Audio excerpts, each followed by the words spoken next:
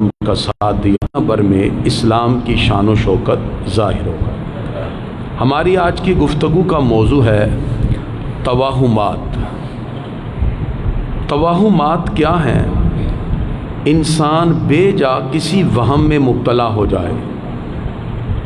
اسلام ایک ایسا دین ہے جو ہمیں وہم سے، بدشگونی سے اور بے بنیاد عقائد سے نکال کر ایک اللہ کی ذات پر یقین، توحید کامل اور توکل کی تعلیم دیتا ہے۔ اور یہ کتنی زیادہ ہمارے فکری انحطاط کی بات ہوگی کہ ہم مانتے اسلام کو ہیں، قرآن کو ہیں، اس عظیم ہستی کو مانتے ہیں اور ان پر ایمان رکھتے ہیں جو وجہ تخلیق کائنات ہیں، جو سارے نبیوں رسولوں کے بھی امام ہیں، جنہوں نے افکار اور نظریات میں ہمیں اتنی پختگی عطا کی کہ ہمیں اپنی آنکھ سے دیکھی چیز پر اتنا اعتماد نہیں جتنا اپنے آقا کے فرمان پر اعتماد ہے۔ اور پھر اگر ہم اپنے نظریات کے اندر ڈاواں ڈول ہو جائے، توہم پرستی میں مبتلا ہو جائیں، یہ فکری انحطاط کی بات ہے۔ قرآن و سنت کی روشنی میں توہم پرستی اور بد فعلی سے منع کیا گیا، کیونکہ یہ انسان کے اندر اللہ پر اعتماد کو کمزور کر دیتی ہے۔ یہ ہمارا یقین جب کم ہوا تو ہم توہمات میں مبتلا ہو گئے۔ لوگ چھوٹی چھوٹی باتوں کے اندر طرح طرح کے شگون تلاش کرنے لگے، جس کی وجہ سے بہت سا آپ دیکھیے اسلامی شعار کے اندر نوجوانوں کے فکر میں اور ان کے عقائد پہ فرق پڑا۔ دین اسلام میں وہم پرستی اور بدشگونی کی قطعاً گنجائش ہی نہیں ہے۔ توہم پرستی کی ایک وجہ کم علمی ہے۔ اگر ہم کسی اہل علم کی مجلس میں بیٹھیں گے، جب اللہ اس کے رسول کے فرمان کو سیکھیں گے تو ہم کبھی بھی ان چیزوں کی طرف نہیں جائیں گے۔ کم علمی ایک بہت بڑی وجہ ہے۔ دوسرا، دینی احکام سے ناواقفیت۔ جب آپ دینی مسائل سے ناواقف ہوں گے تو پھر لوگ آپ کو کسی بھی طرح ایموشنل بلیک میل کر کے آپ کی فکر اور سوچ کو اپنی فکر کے مطابق ڈال دیں گے۔ چونکہ ہم ایک عرصہ تک بر صغیر پاک و ہند میں مسلمان اور ہندو اکٹھے رہے، اس وجہ سے اس بر صغیر میں توہم پرستی حد درجہ عام ہے۔ مثلا چھوٹا بچہ پیدا ہو، اس کی پیشانی پہ کاجل لگا دو، شام کے وقت جھاڑو دو تو دولت کم ہو جاتی ہے۔ مرد کی دائیں آنکھ پھڑ کے تو کچھ اچھی خبر ہے، عورت کی بائیں پھڑ کے تو بری خبر۔ چارپائی کے نیچے ٹانگیں لٹکی ہوں، ہلانے سے دولت نکل جائے گی۔ پیاز یا چھری سرانے رکھنے سے برے خواب سے نجات ملتی ہے۔ بلی راستہ کاٹ جائے، ٹوٹا ہوا آئینہ دیکھنا، دودھ ابل جائے جی آج کچھ ہونے والا ہے، مغرب کے بعد گھر کی ساری بتیاں جلا دینا ورنہ بدروہیں آ جائیں گی، خالی کینچی چلانا، اس سے قطع تعلق۔ یہ کیا ہے؟ یہ ہماری سوچ کے اندر چیزیں ڈال دی گئیں۔ اور لوگ اتنا زیادہ، جی چھینک آئی ہے آپ کو کوئی یاد کر رہا ہے، اور بھائی اس کو زکام لگا ہوا ہے آپ کہہ رہے اس کو یاد کر رہا ہے۔ سوچ ہے نا، دل میں ڈال دی گئی۔ اور یہ ہمارے ہاتھ میں بہت زیادہ ہے۔ کریمی صاحب میرے آج ہاتھ سے نا خارش ہو رہی ہے، لہذا پیسے آنے ہیں۔ اور بھائی ہاتھ میں خارش سے پیسے کا کیا تعلق ہے؟ یہ ہے وہم پرستی، یہ ہے توہمات، یہ ہے بدشگونی۔ اور لوگ اس کو مختلف انداز میں سمجھنا شروع ہو گئے۔ اب آئیے ہم قرآن و سنت کی روشنی میں آپ کو یہ سمجھانے کی کوشش کریں کہ ہمارا یقین کتنا مضبوط ہونا چاہیے، ہمیں اللہ کی ذات پر کتنا توکل ہونا چاہیے۔ اللہ تعالیٰ نے سورہ انعام کی آیت نمبر 17 میں ارشاد فرمایا، وَإِن يَمْسَسْكَ اللَّهُ بِضُرٍّ، اور اللہ اگر تمہیں کوئی تکلیف پہنچانا چاہے، فَلَا كَاشِفَ لَهُ إِلَّا هُوَ، تو اللہ کے سوا کوئی اس کو دور کرنے والا نہیں ہے۔ ساری دنیا بھی مل جائے نا، پوری دنیا کے 7.5 ارب انسان، اور ایک بندے کو اللہ چاہتا ہے تکلیف پہنچے، 7.5 ارب انسان چاہتے ہیں نہ پہنچے، تو پروردگار جو چاہتا ہے ہوگا وہی 7.5 ارب انسان کی حمایت کوئی فائدہ نہیں دے سکتی۔ یہ یقین ہونا چاہیے، کیونکہ اللہ تعالیٰ جب کسی کو تکلیف دینا چاہے کوئی دور نہیں کر سکتا، اور اگر اللہ تعالیٰ کسی کو بچانا چاہے، راحتیں دینا چاہے، تو 7.5 ارب انسان اس کے حق میں کھڑے ہو جائیں، پھر بھی کوئی نہیں، یا اس کی حمایت میں یا اس کی مخالفت میں ہوگا وہی جو پروردگار کے حکم سے ہوگا۔ تو سب سے پہلے قرآن کی اس آیت پر ہمیں یقین رکھنا چاہیے کہ کسی چیز کو بدشگونی یا خوش بختی کا سبب سمجھنا یہ درست نہیں۔ انسان اللہ کی ذات پر اتنا یقین رکھے کہ جو کچھ بھی ہوگا، پتا بھی ہلتا ہے تو میرے رب کے حکم سے ہلتا ہے، تو پھر انسان اعلیٰ درجے پر فائز ہو کر ایمان کی لذتوں سے خوب سیراب بھی ہوتا ہے اور لذت اٹھاتا ہے۔ بدشگونی کا تعلق کسی چیز سے نہیں بلکہ بندے کے اعمال سے ہے۔ جاہلیت میں لوگ کیا کرتے تھے؟ وہ سمجھتے تھے کہ شاید یہ چیزیں کسی کی وجہ سے، مثلا قرآن پاک میں حضرت موسیٰ علیہ السلام کے بارے میں اللہ تعالیٰ نے ارشاد فرمایا کہ جو قبطی لوگ تھے نا، فرعونی، جب انہیں کوئی تکلیف آتی یا کوئی اچھی چیز آتی تو وہ اس کو اپنے اپنے طرف سے بناتے۔ مثلا کوئی اچھی چیز آتی، فَإِذَا جَاءَتْهُمُ الْحَسَنَةُ قَالُوا لَنَا هَٰذِهِ، یہ ہماری وجہ سے ہے۔ وَإِن تُصِبْهُمْ سَيِّئَةٌ، جب انہیں کوئی مصیبت پہنچتی تو وہ کہتے ہیں کہ یہ موسیٰ کی وجہ سے ہے، یعنی لوگوں کی وجہ سے۔ لوگ سمجھتے ہیں کہ شاید اس کی وجہ سے یہ ہے، ایسا نہیں ہوتا۔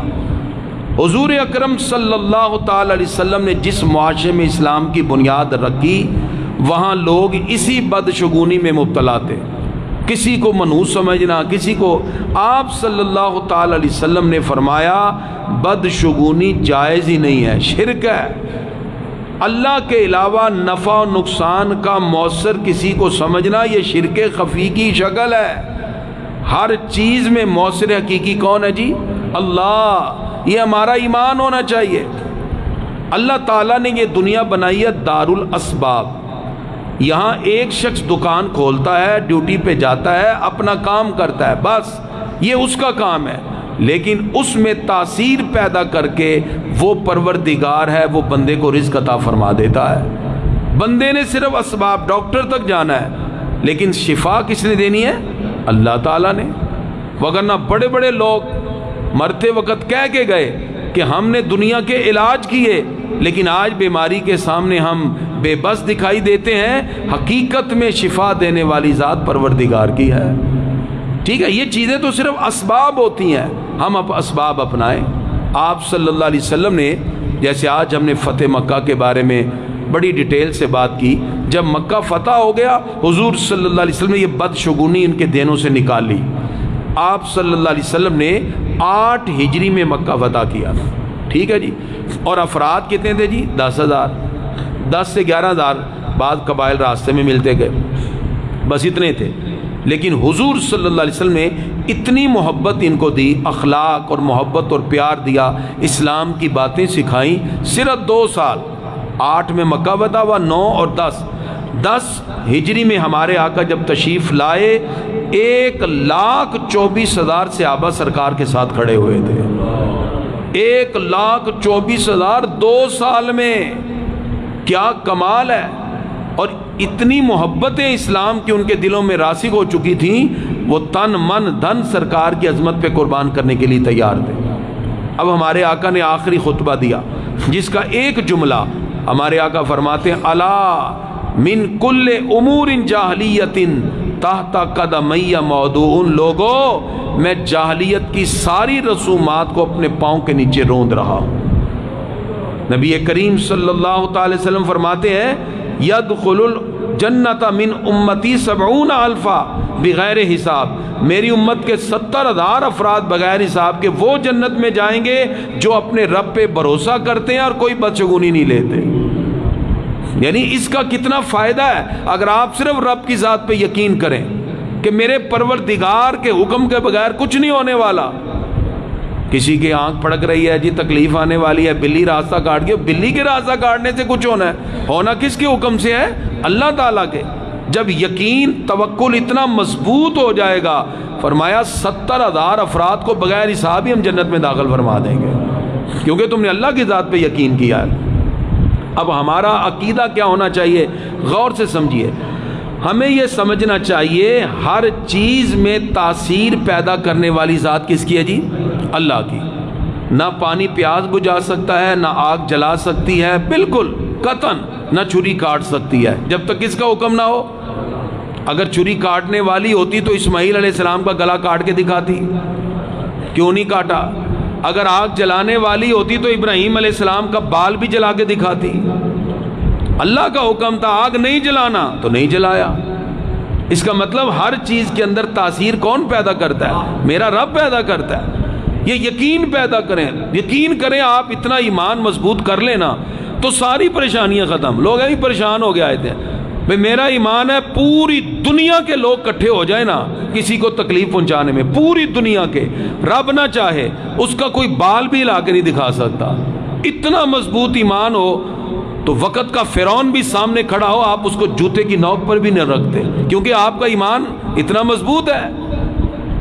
آپ کا کام صرف اسباب اپنانا ہے. کرنا کس نے ہے؟ اللہ تعالیٰ نے. ٹھیک ہے نا. سقراط کے بارے میں آتا کہ بہت بڑا حکیم گزرا اور اس کے پیٹ میں دست لگ گئے اور یہ پریشان ہو گیا. کسی نے اس سے پوچھا آپ کے دست رک نہیں رہے. اس نے چلتے پانی میں ایک چیز ڈالی، پانی کھڑا ہو گیا. اس نے کہا دیکھو یہ میری طب ہے، میری طب ہے، یہ دیکھو پانی کو میں نے جامد کر دیا، لیکن میرا اگر پیٹ ٹھیک نہیں ہو رہا وہ میرے پروردگار کی وجہ سے. یعنی اللہ تعالیٰ جب تک نہیں چاہے گا کچھ نہیں ہو سکتا. موثر حقیقی کس کی ذات ہے جی؟ اللہ تعالیٰ. یہ ہمیں یقین رکھنا چاہیے. اور پھر حضور صلی اللہ علیہ وسلم نے فرمایا تھا اللہم لا خیر الا خیرک. یہ دعا تھی، یا اللہ ساری بلائیاں تیری طرف سے ہیں. ولا طیر الا طیرک ولا الہ غیرک. کوئی نحوست نہیں مگر وہی جو تو مقرر کرے اور تیرے سوا کوئی معبود نہیں ہے. ہماری آج کی بات کا خلاصہ کیا ہے؟ اسلام میں یہ چیز ناجائز اور باطل ہے کہ ہم بدشگونی اور توہم پرستی میں جائیں. یہ اسلام میں باطل ہے کہ ہم کسی چیز کو نفع اور نقصان کا مالک سمجھیں. نفع اور نقصان کا حقیقی مالک کون ہے؟ اللہ. مسلمان کا یہ عقیدہ مضبوط ہونا چاہیے. ہر چیز اللہ کے حکم اور تقدیر سے ہے. آپ جتنی مرضی تدبیریں اپنا لیں ہوگا وہی جو میرے رب کے حکم سے ہوگا. اس کی تقدیر غالب ہے اور یہی ایمان ہے. آپ جب یہ ایمان مضبوط رکھیں گے یقین کریں دنیا کے کسی گوشے میں پریشانی نہیں ہے، ٹینشنیں ختم. کیوں؟ آپ کا اللہ پر اتنا یقین ہے کامل اور اس پر توکل ہے، ہوگا میرے رب کے حکم سے. تو پھر کیسے ہو سکتا ہے؟ کچھ پروفیسر میرے پاس آئے پچھلے دنوں جب معاملات تھے کچھ، تو وہ آ کے اسی ٹاپک پہ سوال کرنے لگے. تو میں نے بندے کی تدبیر رب کی حکمت دونوں کو بیان کیا کہ بندہ اپنی تدبیریں سوچتا ہے، وہ یہ کہتا ہے میں ایسے کر لوں ویسے کر لوں ویسے کر لوں. وہ 10 مہینے لگاتا ہے، سال لگاتا ہے، 4 سال 10 سال لوگوں کا ذہن بناتا ہے. اللہ ایک لمحے میں اپنی حکمت سے فیصلہ کر کے اس کی ساری تدبیروں پر اپنی تقدیر کو غالب کر لیتا ہے. اچھا وہ پروفیسر یقین کریں اس کی آنکھ میں آنسو آ گئے، وہ رونے لگ. کہتا کریمی صاحب آپ کا اتنا ایمان مضبوط ہے. اور میں نے کہا میرا تھوڑی ہے، یہ تو میرے پروردگار کا حکم ہے. آپ جتنی مرضی تدبیریں اپنا لیں آخر کار تقدیر رب کی غالب ہوگی. آپ سوچتے اپنی تدبیر سے ہیں، وہ اپنی حکمت سے فیصلہ فرما دیتا ہے.